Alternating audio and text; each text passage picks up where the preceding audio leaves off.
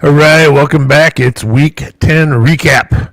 And what a week we had, all in basically one day yesterday. Crazy. It's just the year of the weird, and it continues. It's College Football Corner. It's Fletch and Randy. We're here every week. We're giving you pre-game on Saturdays, recaps on Sunday nights, and this Tuesday we'll do our CFP, what we think, and all that. Just have fun with it. So, Facebook, give us a like, and if you're on YouTube, subscribe, hit the bells to stay notified so you can be educated. We're here to keep it real. He's Alabama, I'm Ohio State, but we call it like it really is. We don't homer it up. We hate it when it happens that way. So, what stands out to you from you in front of the TV yesterday?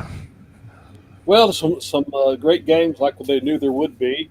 I guess the North Carolina thing, state that we didn't think would happen that everybody was on was we kind of missed that one a little bit. That was a little bit of a shocker to me. I was kind of surprised about that.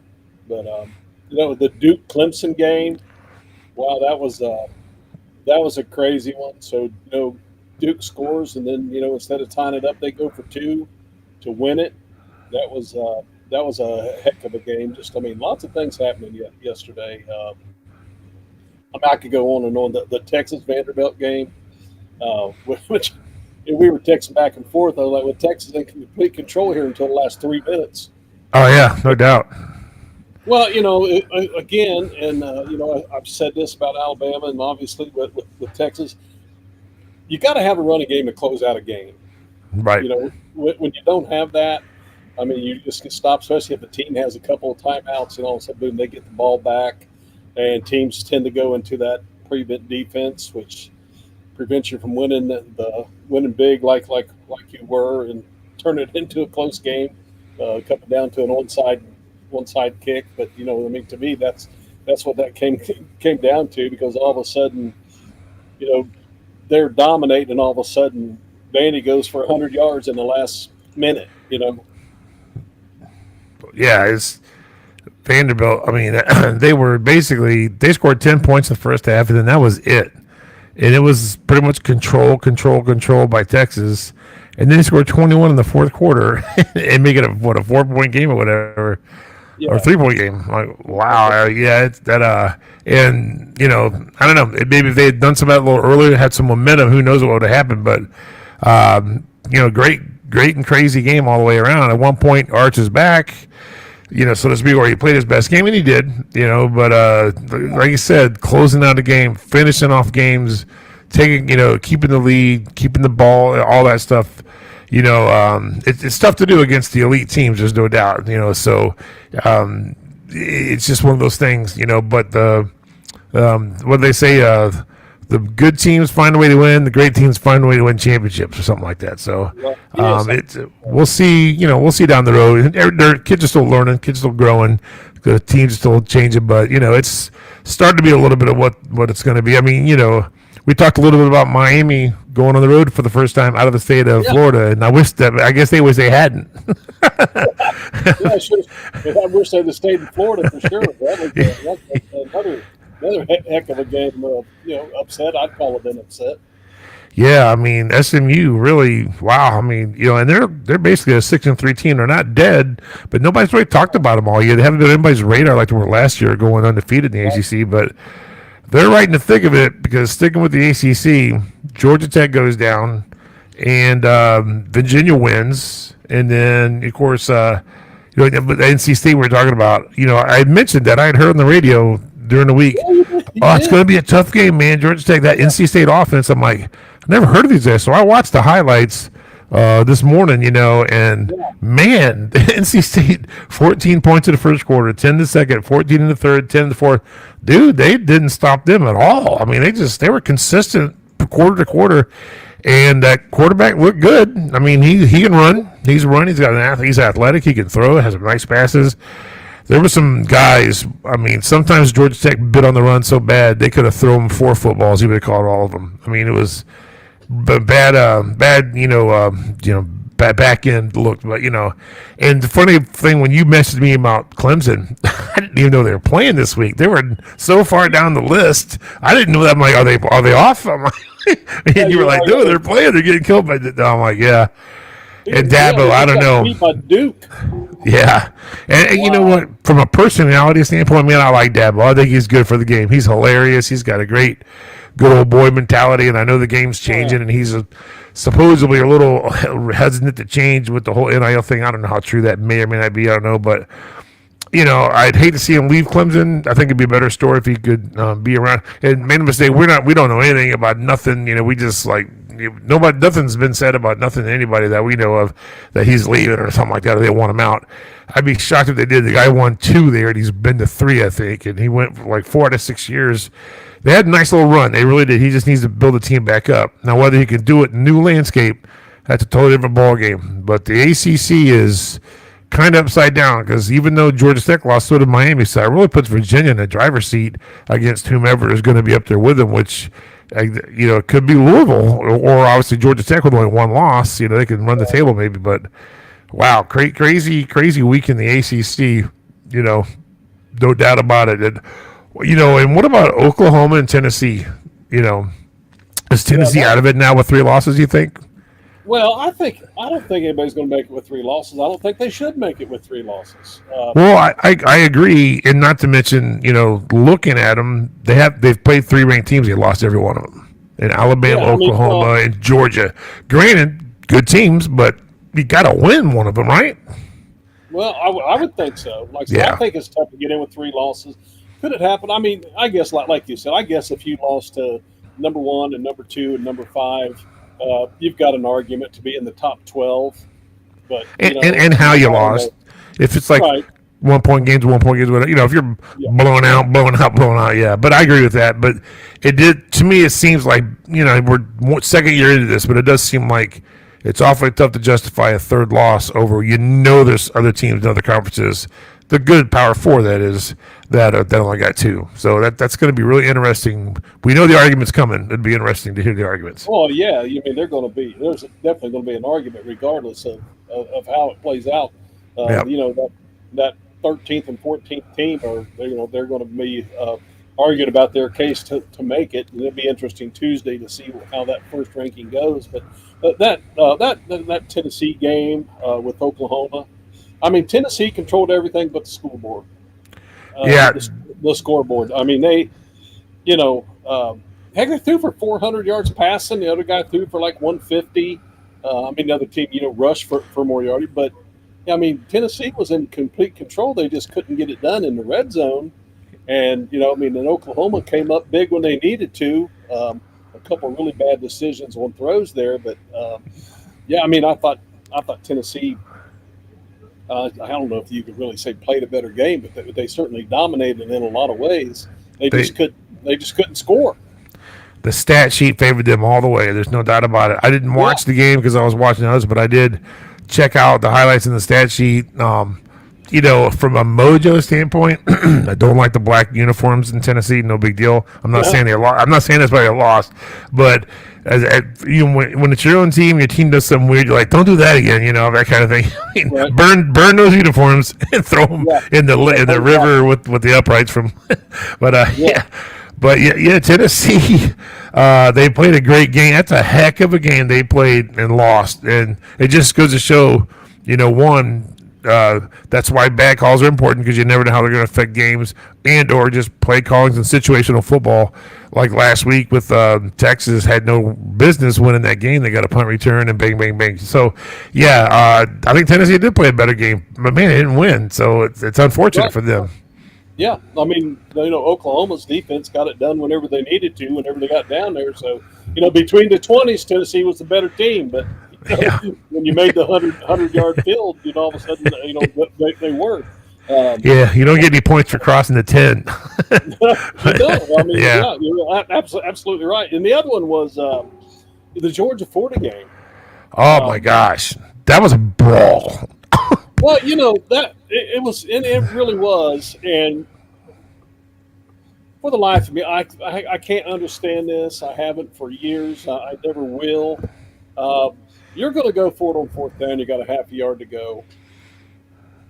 Why are you lining up 5 yards deep, 8 yards deep? I You know. hand the ball off to run up the middle against one of the better defenses in college football. I don't get it. Yep. It makes no sense. Florida, you got a big 6'4", 250-pound quarterback. Put him up underneath the center and shove him forward for a half a yard. Yeah. Yeah. And that's what that that game. I was texting you and I'm like, Florida just gave all the momentum in the game right to Georgia. With that, I love the decision of going for it on fourth down. Horrible play call. Yeah, I really did, but the play call was absolutely terrible. I just don't get it. We've got a half yard to go, so I'm going to make this guy go. I'm going to line him up about 5 yards back. I'm going to hand the ball to him about 3 or 4 yards away from the line of scrimmage, and I want him to get a half a yard for me. Yeah, you might as well call a fake punt. He's that far. It's like, yeah, I completely agree. I mean, Ohio State fan, yes, but even Ohio State went for a fourth down yesterday, and Julian Sagan lined up at a center. And we're talking 5'11" and a half. Julian Sagan, about 140, I guess. I don't know what he weighs. Not, and they all pushed him 3 yards across the line of scrimmage. That's what you got to do. It's the tush push or whatever you want to call it now. But you got a big quarterback; they almost fall for that kind of stuff. But you're right, against that defense. If you see the replay, and it was, they got a penalty, and then 3 plays later they're in the same place again. They went for but right before they hiked the ball, the Georgia line had a big gap in the middle, the defensive line, and they all shifted to the middle right before they hiked the ball, which changed all the blocking schemes up. I mean, it was a Kirby Smart, beautiful design, and they got nothing on that run. It's unfortunate, but yeah. And then the last play of the offensive play of the game for Florida, they did a little quick out, and the defense covered up, and the guy almost picked it off. I don't know. Guy for Georgia came right around the guy and picked it off. I mean, So to me, that whole game changed on that going for Yes. on fourth down. Like I said, I love the decision. Terrible play call. Whenever they line up and the quarterback is back 4 or 5 yards, and the guy's right, the running back's right beside him or even behind him in some cases, I'm like, what are you doing here, man? You hope you get a little gap or crease to go through, but normally they're going to run between the tackles, and right. I just don't get it. I really don't. I was get up under center and old fashioned football. Georgia looked like defensively, especially in those last plays, the Georgia from about 4 years ago. They were just because before that, Florida had the momentum. They really did. Oh, they did. They were the crowd, the momentum. It was all going their way. Yeah, unreal. And just I don't know. Just my opinion. Just a horrible play call. Of course, when it don't work, it's a horrible play call. But of course, if he'd have made it, he's a genius. But I still don't like it. I just don't. I think all of a sudden you got to go 3, 4, 5 yards instead of if you're lined up with the ball's back, wherever the center's at. What is that, a yard or something? So instead of a yard and a half or 2 yards, you got to go 5. I just. I don't know. I'm old school. Maybe I'm just not up on how you do these things. But no, I mean, last year I remember Chip Kelly. One of the things he said was, your offense should be able to do shotgun or under center. And the good teams will do that, and the teams that aren't doing things the best way, they don't do it. They do everything from the same thing. It's some of these quarterbacks coming out of high school never went under center before, so they need to teach them how to do it. But yeah. It's in colleges, it's college going to pros the same way on some of them, especially for the last decade or so. A lot of these quarterbacks don't know how to go under center because coming out of college and did nothing but RPOs and read options for like 4 years. So. Oh, I got another gripe. I just this. Did you see this? Did you see the friggin' shorts or pants or what the heck the kicker for Oklahoma was wearing? No. You didn't see that? Oh my gosh, it's he's wearing like Daisy Dukes, man. Really? When they cut him off real short or something?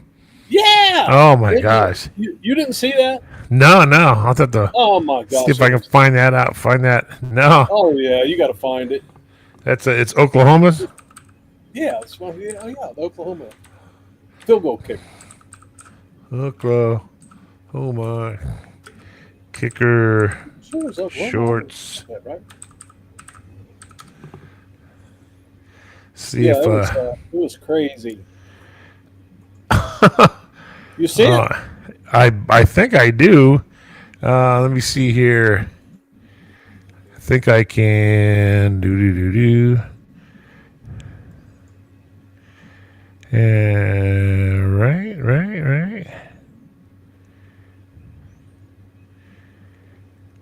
It's not that one. Just I want to it's say just that. crazy.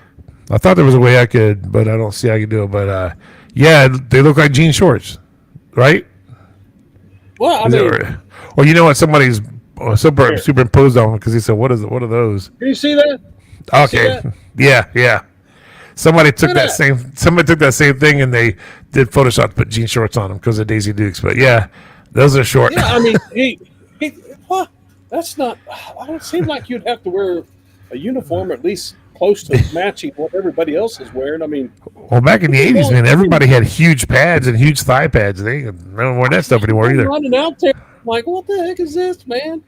Look like the old style gym shorts from back in the '70s. You know, they only had about a 7-inch leg length in there. It's just Gym I'm teacher shorts. Well, I mean, he hit from 55 and 55 and 51. So, I mean, I so a guess lot of you people are can't like, guess argue with the results.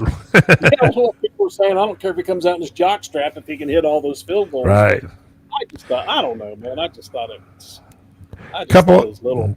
couple other scores I wanted to talk about for sure was I think I even capped on this one. I kind of blew it off. Was West Virginia going out to Houston? Man, they laid 45 on Houston. They dominated that game pretty much from start to finish. It was 14-7, 7-14, so they both were tied at halftime. Then they pulled away in the second half. I thought Houston was going to roll them, because West Virginia, they're 3-6. Houston was 7-1. Now they're 7-2.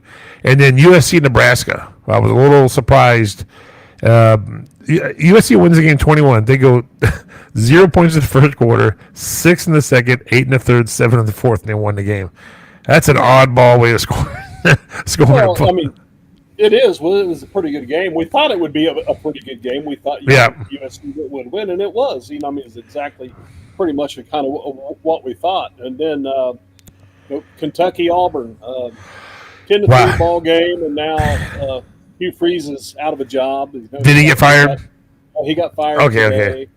So they were saying that in the pregame, like early this morning, that's probably coming. So yeah, it's just I'm like, wow, some of the stats on some of this stuff, geez, it is just friggin', it's just crazy. Yeah, if I was Auburn, I would have waited. There's so many stinking job openings. I would have just waited to the end of the season, and because it's not like they're going to be trying to go to. I mean, who's going to choose Auburn over Penn State, LSU, Virginia Tech, whoever? I mean, the list is long and distinguished to a certain degree. Well, in that game, a 10-3 game, Kentucky had 240 yards of offense. Auburn had 241. Yeah. It wasn't like it was a 10-3, right? Yeah. So, and that was mostly rushing yards or anything. I mean, nobody lit up anything. It's kind of a boring game to watch. To be quite honest with you, it was. If I'm not mistaken, Hugh Freeze obviously was the guy. He was the guy there. He hired Gus Malzahn to be his offensive coordinator, if I'm not mistaken. And Gus Malzahn is at. Is he not at Auburn right now? Is their offensive coordinator? Florida? No, he's at Florida or Miami or he's at Florida State. Oh, that's right. That's okay. Florida State. Wow. Yeah. Well, he's at Florida State. Still explains. But anyways, yeah. Because they did win. Florida State, I believe, did win their game yesterday against. Oh, who was it? Wake Forest. Wake Forest. That's right. Okay, yeah, it's another one that's you have to search to find that score because it's like an irrelevant game. So, wow. Yeah, so it was. Yeah, there was some. Couple games were very close in the first half, and the better team, the cream rose to the top. And I have to eat my crow. My one big one was Kansas State. Now I'm watching that game. Oh yeah, Kansas State jumps out 7-0. I'm like, that's what I'm talking about. And then I stopped talking. Texas Tech just said whatever, and ended up winning 43-20. Yeah. So Well, what about Cincinnati and Utah? yeah, man, I was bummed out. I mean, we didn't, what we said was we think Utah will win, but we want Cincinnati to win, and yeah, Right. that was ugly for Cincinnati. I mean, Yeah, it was. Utah just that's a tough place to go into it, but they're a good team. They're Yeah, Pac-12 remnants, and they got some. Everybody, including myself, really thought when they went to the Big 12 they were just going to bounce everybody, and I don't know how they didn't do it other than relying on Cam, or whatever his name was, Cam Rising too much. But yeah, they put a whole hurting on Cincinnati. There's no doubt. Yes, they did. They sure did. Yeah, there was another interesting week in college football. Indiana rolled. Yeah, Ohio State rolled. Yep. It was. Notre Dame rolled. Maybe. Yeah, well, they were close for a while, all the way up through the third quarter. They were still pretty close. They pulled away in the fourth a little bit. Yeah, it was 12-7, and then yeah. So I mean, Boston College they scored a touchdown then a field goal, but yeah, they didn't blow them out, But that, on the road, 25-10. yeah, on the road, and I think their running back had 136 yards and a couple touches. So Jordan Love, he just not Jordan Love. That's Packers. What is his name? It is Jay Love. It's just it's Jeremiah Love. Yeah, just like Jeremiah Smith. That's right. So no, it's not Jeremiah. Is it not? Julian? Really? No, I think. Oh, it's Jeremiah. I just clicked on it. Is it Jeremiah? Yeah, he spells it differently, but it's Jeremiah. Okay. He's got a Y in there, but yeah, I think we can pencil that Tennessee's probably not going to be in. I think it's going to be hard to see Oklahoma get in because the way they played, they kind of shouldn't have won that game. So I think Oklahoma's going to end up getting another loss to make them, a three-loss team in the SEC. So that's it's going to be interesting coming up. I think with Tennessee losing that game, I think that opens the door because they were off this week for Iowa to be in the CFP top 25 somewhere. Probably at the back end. Like I said, depending on how they look at it, it'll be interesting how they rank those things. Some of the rankings that they have right now, the coaches poll, the AP, the AP poll, and all that stuff. It doesn't make any sense to me. You have Oklahoma and Texas; both of them have 2 losses, and I don't care who their 2 losses are. Right. Head to head, Texas beat Oklahoma pretty soundly, and Oklahoma's ranked ahead of them. Yeah. And there's another case of that too. I can't remember exactly who it is, but I mean, head to head has got to mean something. I think, it was. There were at one point. I think Michigan and USC were kind of like that this past week. They were. But I don't know if they had the same record. They might have both 2 losses. That might be right. So yeah, it is upsetting. I know it's Associated Press's writers, so I really don't take a lot of credence with what the writers say because I don't think they're very objective in some markets. If I'm not mistaken, the CFP they really say they don't look at the other polls. They start from scratch and they make their own based on metrics and from the field and the gameplay and the schedules and all that. So, and I think they should do that. The AP bullshit. They're like, they already beat 3 top 10 teams. That's AP top 10 teams. That shouldn't mean a squat, because a lot of that is based on preseason AP anyway. So it's worthless to me. But and when I think when Texas beat Oklahoma, Texas wasn't ranked. Yeah. So, I mean, I don't know how they figure it out. Head to head has to mean something. Right. My opinion, and I can't see a team you lost to and you both have the same amount of losses being ranked in front of you doesn't make any sense to me. Yeah, I agree.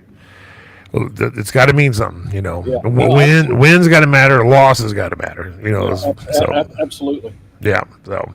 Yeah, it was a great day of sports, and getting away from college football just a little bit. But I think if you're a baseball fan, you got to witness one of the greatest World Series that's ever been played ever, in my opinion, the best one I've ever seen. And I've seen, I'm a baseball guy, so sure. I'm really into it. That series was fantastic. It had it all. There's nothing that series did not have.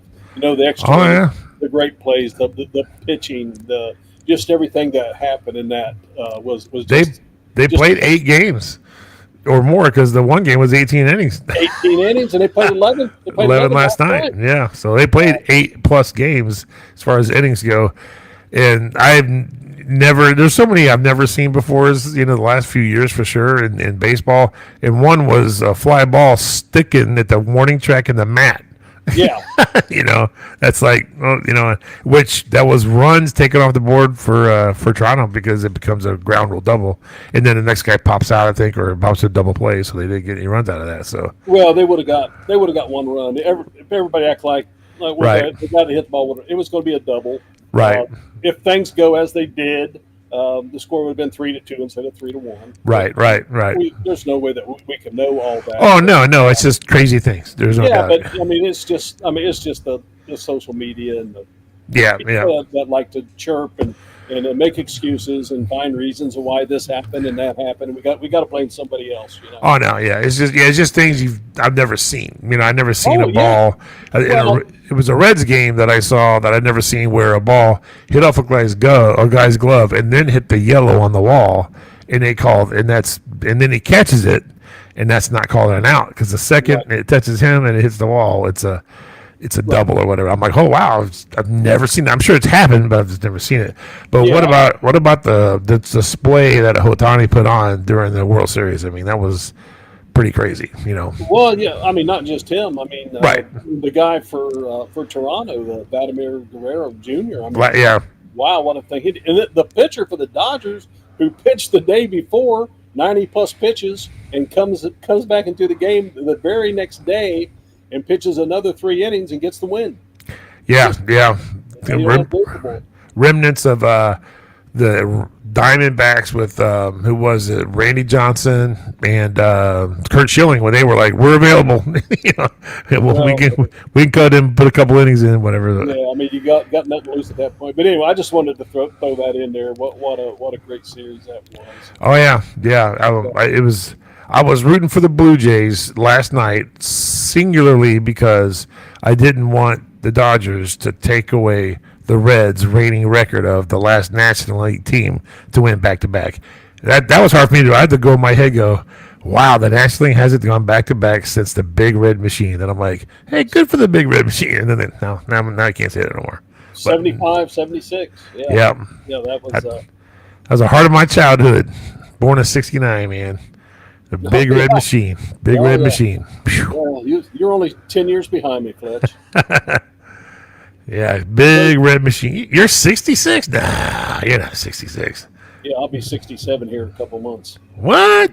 Yep. Dude, you got darker hair than I do. You got more hair than I do. I might have more. I don't know about darker, but it ain't much more. So I can't.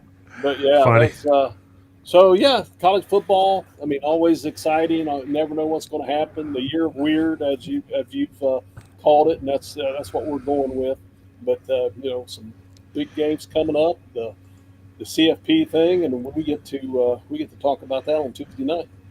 Oh, yeah, and don't look now, but, looking at the Big Ten, Indiana, Ohio State, Michigan, Oregon, Iowa, USC, all one loss in the conference, besides Ohio State, Michigan, or Indiana. So that's a dogfight for the third, well, maybe the fourth team up there.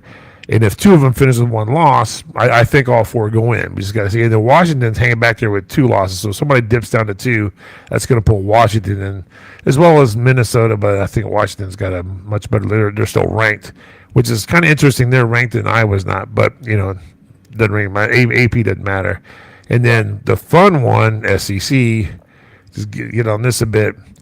It's still Alabama and A&M, with the driver's seat for Atlanta because they're both undefeated in the conference. Right. Then right on their tails is Georgia, Ole Miss, Texas. All right there, bundled up. Yep. And Oakley, yeah. So interesting stuff, and we know the ACC. We just got to touch on that a second because that just went crazy yesterday. Now it's Virginia Tech and Virginia Cavaliers. I used to say Virginia Tech. Virginia, only undefeated team in the ACC, and then behind them is the Georgia Tech, Pitt, and now Louisville's in the talk with that win against Miami. That makes them look pretty good, And of course, Miami's not. Now they got their second loss. Duke's got 1 loss. Look at Clemson way down there, 2-4. Wow, who would have thunk it?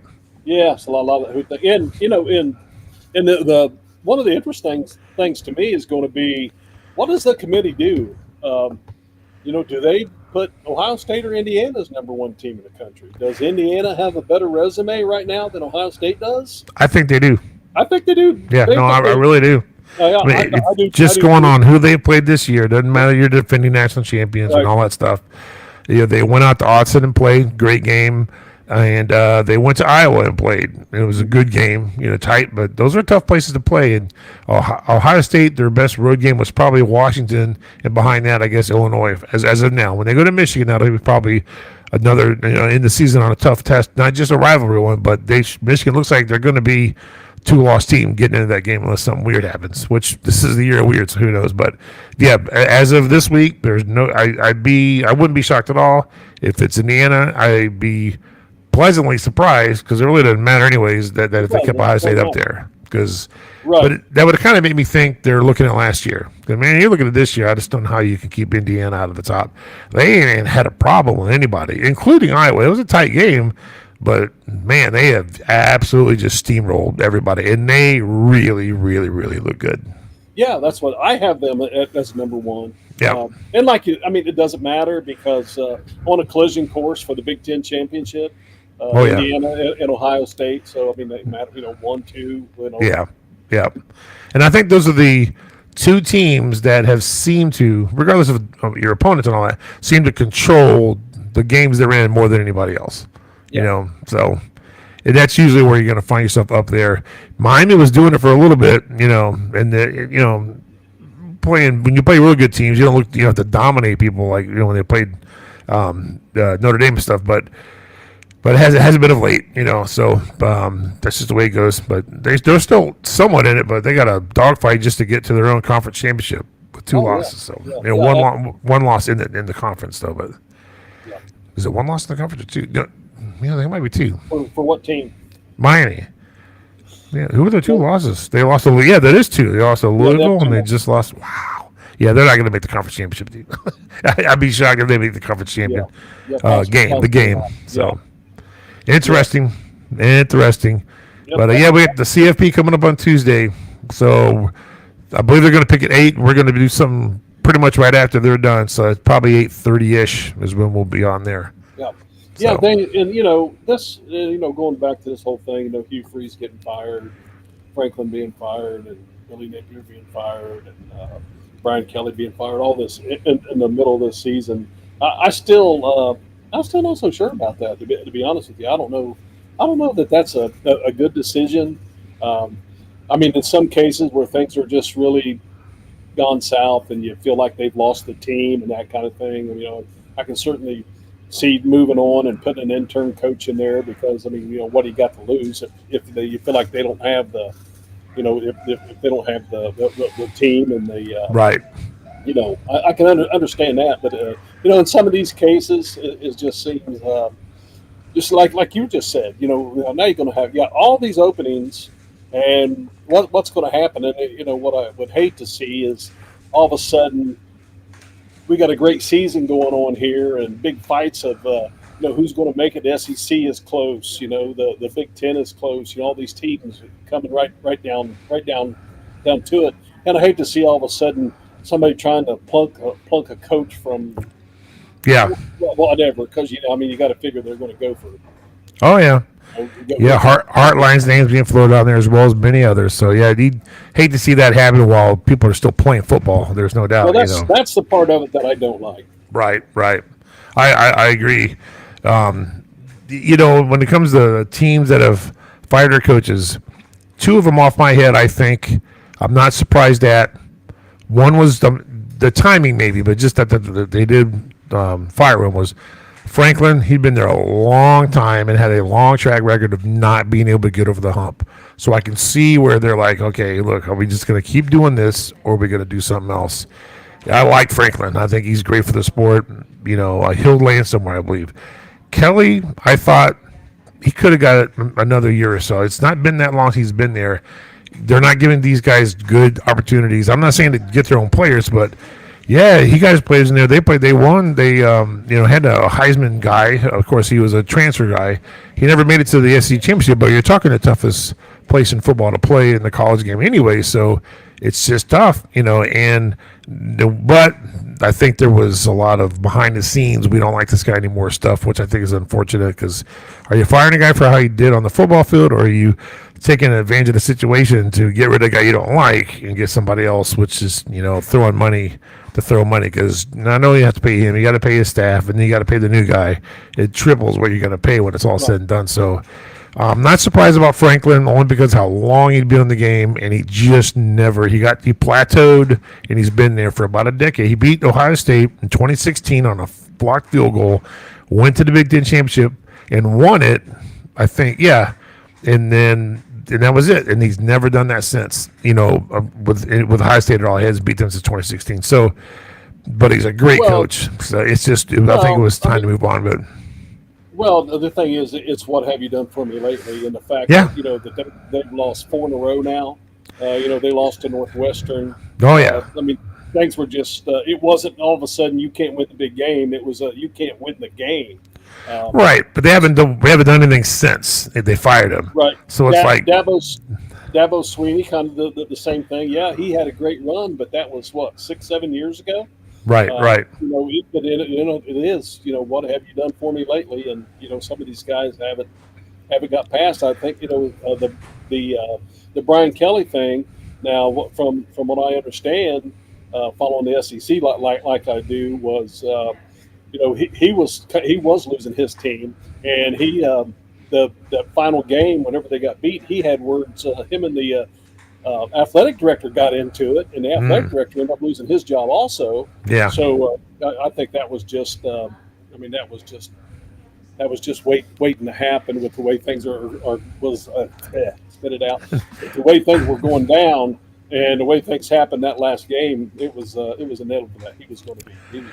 I think they should hire us as co-head coaches for half the money that Kelly's being paid, and then we just promise to walk away in 5 years with a big buyout. I think we can do good. We'll just make sure they lose Alabama every year, and then Well, like I said, I just hate to see it in the middle of the season. I don't know how good it is for the team.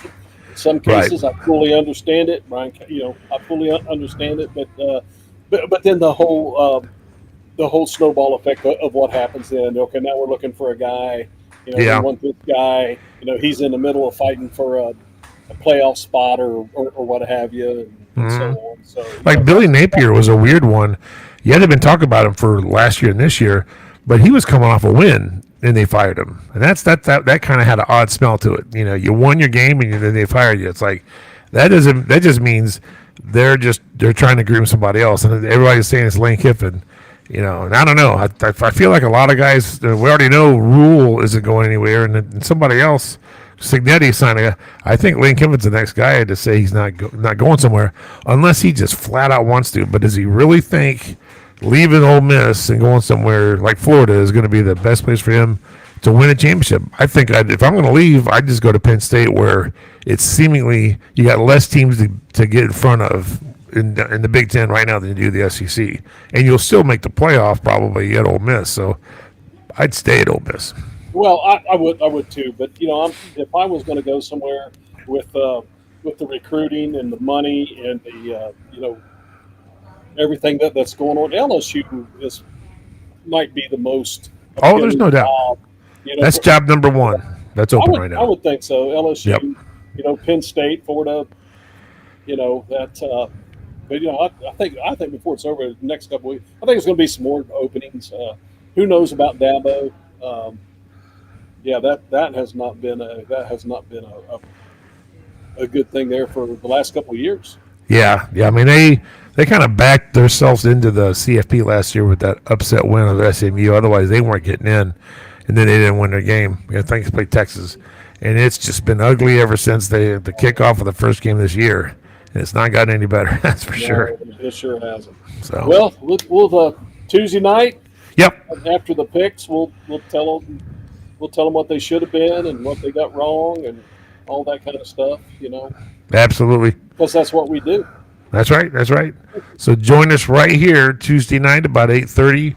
So if you watch the CFP picks, and when they get all done, be ready to come over here. We'll click on and we'll fire it up, and we'll Yeah, we'll just tell you what we think. If anything, they didn't slot teams right, and of course, it all doesn't really matter because there are some teams that are going to play each other and all this stuff. They say it all the time, but we both in agreement at the end is probably going to be number one. So we'll see what the CFE thinks. But yeah, and jump in on our show and give us your opinion. Tell us what you think. Yeah, please come in the chat room and talk about it, man. We'll light it up. We'll get into it. That'd be great. Notre Dame fans out there, we'll get into it. Okay. So Tuesday night, 8:30, around there. Just look for us here on Facebook, YouTube, likes and subscribes and bells, and we will catch you guys on Tuesday. See you then.